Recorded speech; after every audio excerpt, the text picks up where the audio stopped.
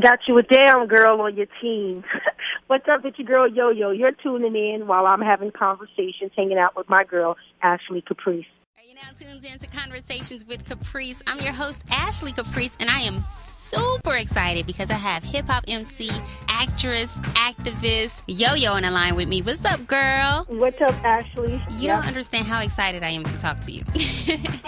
Can't play with my YoYo, Bonnie and Clyde thing. Like, I've been a fan for years. And it helps that we both went to the same high school, different times, but, you know, got a rep for Washington. Are you prep? Yep, prep, Generals for Life. What? Prep don't like nobody. Hey! Washington Prep. Yeah, Washington school Prep. Where everybody turns out to be somebody. Exactly. You know, I'm doing radio, you're doing your thing, YoYo School of Hip Hop, acting, MC, doing it all. Congratulations on everything. Yes, thank you. And it was so good seeing you at the 2014 BET Hip Hop Awards with Brandy and Queen Latifah, MC Light singing the I Wanna Be Down remix. How was that? You know what?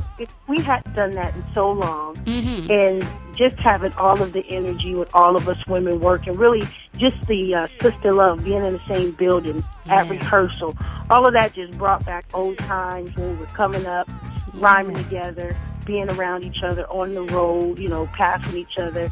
It was just like old times, really getting a chance to really embrace each other, tell each other how proud we are of each other, of all of our accomplishments, and really get some real sister love. You know, hip-hop is not so many women in the game, so it's so sporadic. You don't get a chance to embrace a lot of women. Because that was 20 years after the song was released, right? Yes. That's crazy. So a lot has happened in those 20 years, so it's so great to see you all on stage. And I was standing up out of my seat. I'm sure everyone was at home watching the TV like, hey, you know what I mean? Hey. Yeah, we got a lot of love from that. I was excited to see social media really blowing up and showing a lot of love. Nice. So you're still doing hip-hop in a way because you have YoYo School of Hip Hop. Let me know a little bit about that. YoYo School of Hip Hop, it is one of the best things that I think I have ever accomplished. Yes. Number one, because it's something that I set out to do. It was a vision of mine. It came through, you know, an epiphany, a dream. Parents calling me and asking, you know, where could they send their kids, you know. So I just like, wow, the times have changed. When I was coming up, I was thinking, where could I take my daughter, you know, send my daughter to dance, you know, maybe some acting, but hip-hop wasn't for my kids. And so to see the transition of parents saying, wow, my kid is 7 and he wants to produce. And I'm like, what? Really? You know? Right. So, you know, I'm like, wow, where could I send her kid? You know, and I was working at the radio station. We were running some ads about, you know, for college, you know, for film and television up in Hollywood. But there was really no place that you could send a kid. And so I decided to do it in the summer, and it was very successful. We started out with just lyrics class and dance. It was so successful with that, because it was a summer program, we decided to teach kids how to write, not just write lyrics. You know, that was just the draw in the beginning. And when we received 100 kids plus wanting to sign up for the program, you know, we started like, okay, we can do essay writing, you know, we can really teach them essay writing, really, you know, go into the creative writing. You know, we added beat production, and we later added engineering, math, and science to that. That is awesome. We started a vocal training, and really, they didn't have to want to be able to sing. We, you know, we just, the fear of singing out loud, helping them build their confidence, you know, just toning their voice. So we added that theater. And theater, we just really wanted them to focus on their own truth, understanding other people's characters. So that's what we focused on more so than theater. But they also learned how to act and, you know, how to stage themselves and all of that good stuff, because we had, you know, people like Paula J. Parker teaching the class, you know? That's awesome. Yeah, your industry connections and professionals could come out and help as well. Because it's so important for kids to be able to be involved in something right in their community. And and they're taking art out of a lot of schools. They're taking arts out. So it's very important, and I love that you have this in the community. How can people get involved with YoYo School of Hip Hop? Well, we have a website, yoyoschoolofhiphop.com. And right now we have, when school is on break, the kids come and play at the School of Hip Hop. We just recently was awarded a grant from the prestigious Knight Foundation to expand our program. I know, thank you. To expand our program and to build music workstations and for our building fund. So this summer we're looking forward to walking into our own space. Yay, congratulations. Yay. That's huge. Thank you. I know, yes. I'm excited. But let's talk a little bit about hip-hop in general. You know, a few minutes ago you said there aren't a lot of women in hip-hop, and I even saw this quote on your Facebook and Instagram that says, hip-hop is very influential and very powerful. Be very careful with all you deposit into your community. They not only listen, they become. Speak on that for me. This generation and I've been very careful not to critique these artists because, you know, I was young and was allowed to be free with my choices. For some reason, I'm just the energy behind the music. Like even when Cube and them said, fuck the police. Right. You know, I didn't get a demonic spirit behind it. I didn't feel like they were demons. It was for social change at that time. It was for social change. It was a different energy that I was feeling. So a lot of music is just the vibe of the music. And nowadays, I just think that this generation really needs leadership. They really need a voice right now because I feel, and I don't know this to be true because I'm not in the studio with them, that, you know, with Molly, with weed, with Hennessy, with the cocaine they're doing, you know, with the cough syrup, with all this stuff that they're promoting, it is a different spirit, you know, that they're depositing into the community. You can say, you know, I don't fuck with you, and, you know, whatever it is you're saying, people can get with that. I mean, even that song doesn't sound demonic, and he's saying that. Right. And I just feel like a lot of these kids, especially this generation, is trying to find that high. You know, a lot of them, you know, they're trying to fit in. And so, you know, a lot of them are taking Molly just because it's so popular, the music they listen to. Maybe they tried it one time. Maybe they tried it one time, and now they feel like they can only, when they hear that music, it just makes them, oh, man, you know? Right. Because that energy transfers. But see, the Lost Boys back in the day had a song, Music Makes Me High. But now some of these artists are getting high to make music. And then they're talking about it and letting these youngsters listen to it. So now the youngsters are thinking, oh, you're not cool if you're not doing this and that. You know what I mean? So it is a hard cycle to listen to. But, you know, a lot of entertainers say we're just rappers or we're just entertaining. It's not supposed to influence people to do this. Well, you know, when that's what we thought when we started out. You know, when we started out, a lot of people were saying, you know, do you feel like you're a role model? We didn't want that responsibility. Of course, you got to think about it. We were 17 years old. We just fresh out of high school. I know for myself I was. I mean, you know, so hearing somebody say, wow, you're responsible. I hadn't even toured the world yet. By the second time around the United States, I said, oh, my God, they might be right.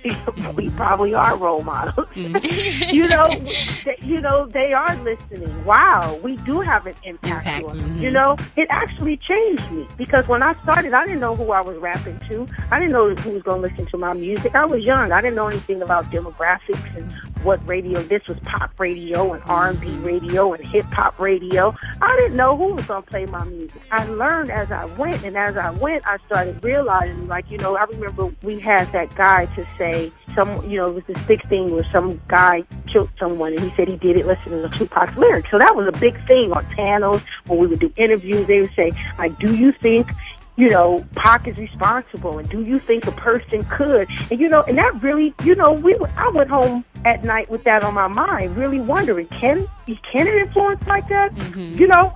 And I was like, nah, you know, person have to be stupid to kill that person, you know, but really because I started seeing the influence, it really makes you think, like it's something that you have to think about. Right. Because off the top of your head, you'll say, no, of course not. Arnold Schwarzenegger movies don't make you want to go up in somewhere and shoot. Right. But, you know, hip-hop is very influential. And and still we're learning the power of it. And because we don't have a lot of gatekeepers in our community as it is, you know what I mean? There's no medium to say, hey, listen, I love hip-hop. I am hip-hop. But we do have to police. Now, if y'all going to play the satanic music, y'all going to have to do that after 10. Right. Mm-hmm. And, you know, and I am hip-hop, and my kids are like, Mom, why are you so corny? Like, why? I'm like, it's not corny. I just don't want to hear all of that. Right. I don't want you to hear it because now I know better. I know that it influences. We talked earlier about you on the BET Hip Hop Awards, and you also mentioned that you liked that because it was sisterhood and bringing women together and hip-hop and everything. And then you also mentioned that there aren't that many women in hip-hop. And there aren't. It's like Iggy and Nicki. What do you think about that? Why are women missing in hip-hop? It was huge in the 90s. So many women. But now it's fading. The guys that used to bring in girls are now girls themselves. I'm just joking. Ooh, say that again. Oh, my God. They want to be the center of attention. They pretty and primped and posing and, you know, and selfie in it. And, you know, it's Instagram world. It used to have it was one chick in a clique, you know. Public Enemy had Sister Soldier. Ice Cube had YoYo. Dre and them had Ray. Eve's Rough Riders. Jay-Z had Foxy. Biggie had, you know, it was more, now the guys are girls. No, okay, baby, that's... No, you know, I mean, you know, to be honest, they love all the attention. They don't want to, you know, they don't want to take the time to groom a woman. Now, the grooming of a woman now is their side piece or some, you know, or it's they're promoting them in a different kind of way, you know. It's either their, you know, baby mama, or they making them their assistant, you know. You know, and these girls have talent. They trying to get put on. Or they have to do things to get put on. Like, I watch Love and Hip Hop. I mean, I watch my Ratchet reality on Mondays, and I see what these women are doing to try to get on. It's like, wow. Okay. So tell me then, who are you feeling right now in hip-hop? You know, I try my best to support my girl Nicki because she's like the only one out there, you know, and I know she needs that sister love. But all this talking that truffle stuff, this truffle butter stuff, I don't know. You know, I can't be mentioning her name and she talk about truffle butter. I'm like, what? Yeah, I can't, you know. You read the Urban Dictionary about it? The truffle butter, somebody called me and was just, you know, telling me about it, and they was like, look it up. I don't want to believe that to be true. I just don't. Right. No, I mean, I didn't want to believe it, but I'm like, if that's true, that's not okay. That's just being irresponsible. Right. With your power now. You understand? Yeah. That's just disgusting. And with the disease rate in our community, we don't have leaders. Our generation is hip-hop. You rarely have any hip-hop heads that's coming back saying what needs to be said. Why? Because it's a contradiction to their character. They have to be tough and gangster. Exactly. You got to maintain that front. That image. My dad always asked, because he's like the biggest Tupac fan, he always asks, where's the Tupac of this generation? Like, none. Right. You know what I mean? So exactly. Yes. And that's a great way to put it. So those are your thoughts in whole about Nicki Minaj and truffle butter and all of that. What do you think about Iggy? You know, I don't really know her, so I don't know her story and her background, but I do know that for many times there have been people who have brought me artists like her and say, you know, help them make something out of it. You know, I've always seen people who want to make an artist. Because they think, man, I got this bad white chick and, man, she rhymes. You know, she can carry a flow, basically. Right. You know what I mean? She can. And so to me, that's what I got from her.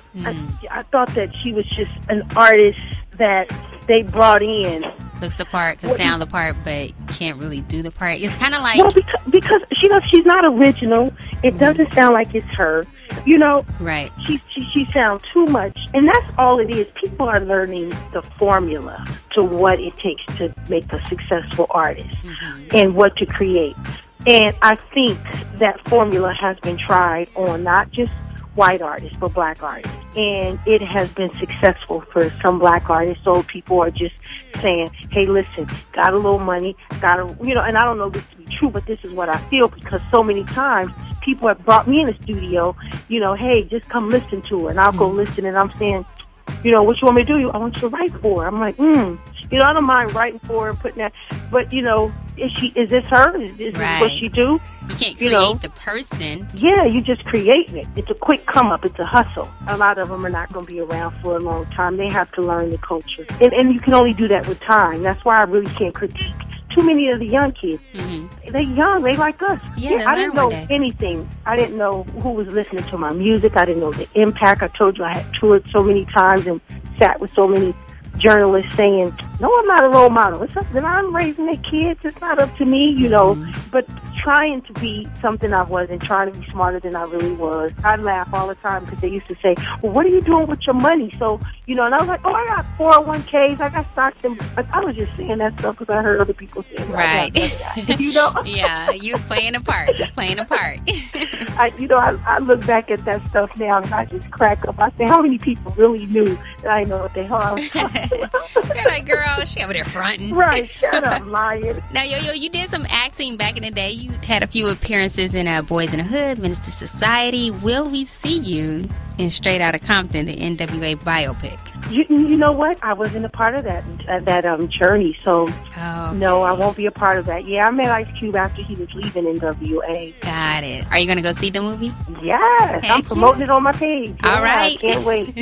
Can't wait. You know what? Till death do us part. I am an Ice Cube fan. Yes. Always have been, always will be. Love him for for recognizing, the artist in me. Yeah. I want to thank you so much for calling in to Conversations with Caprice. And everyone listening, make sure you go to YoYoSchoolOfHipHop.com. Become involved any way that you can. And thank you so much. Thank you so much.